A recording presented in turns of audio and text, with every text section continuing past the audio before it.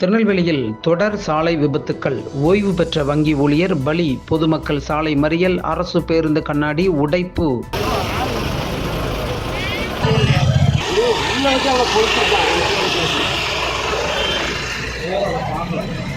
திருநெல்வேலி மாவட்டம் ராமேன்பட்டி அருகே உள்ள சிவாஜி நகரில் இன்று நிகழ்ந்த சோகமான விபத்தில் 63 வயதுடைய வங்கி ஓய்வு பெற்ற ஊழியர் செல்வராஜ் என்பவர் உயிரிழந்தார். இந்த சோக சம்பவம் அப்பகுதி தொடர் சாலை விபத்துக்கள் மற்றும் பொதுமக்கள் கோபத்தை மீண்டும் வெளிச்சத்திற்கு கொண்டு வந்துள்ளது. சிவாஜி நகர் பகுதியைச் சேர்ந்தவர் செல்வராஜ் இன்று இரவு 7:30 மணி அளவில் சாலையை கடக்க முயன்ற பொழுது திருநெல்வேலியில் இருந்து சங்கரன் கோவிலுக்கு சென்று கொண்டிருந்த அரசு பேருந்து ஒன்று அவர் மீது மோதியது. மோதிய வேகத்தில் பேருந்து நிலைதடுமாறி அருகிலுள்ள பள்ளத்திற்குள் இறங்கியது. இந்த விபத்தில் செல்வராஜ் சம்பவ இடத்திலேயே உயிரிழந்தார். பேருந்தில் பயணித்தவர்களுக்கு எவ்வித காயமும் ஏற்படவில்லை என தகவல்கள் தெரிவிக்கின்றன. இந்த விபத்து குறித்து அறிந்த சிவாஜி நகர் பகுதி பொதுமக்கள் ஆத்திரமடைந்து சாலை மறியல் போராட்டத்தில் ஈடுபட்டனர். மானூரில் இருந்து திருநெல்வேலி நோக்கி வந்த மற்றொரு அரசு பேருந்தின் கண்ணாடியை உடைத்து தங்கள் எதிர்ப்பை பதிவு செய்தார்கள். அப்பகுதியில் அடிக்கடி அரசு பேருந்துகள் அதிவேகமாக செல்வதால் விபத்துக்கள் ஏற்படுவதாகவும் இதுகுறித்து பலமுறை மாவட்ட நிர்வாகத்திடம் புகார் தெரிவித்தும் எவ்வித நடவடிக்கையும் எடுக்கப்படவில்லை என்று பொதுமக்கள் குற்றம் சாட்டியுள்ளனர்.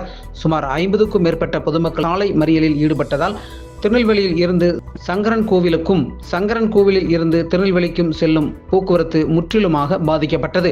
தொடர்ந்து பதற்றமான சூழ்நிலை நிலவுவதால் அப்பகுதியில் ஏராளமான போலீசார் குவிக்கப்பட்டு மறியலில் ஈடுபட்டு வரும் பொதுமக்களுடன் சமரச பேச்சுவார்த்தை நடத்தி வருகின்றனர்.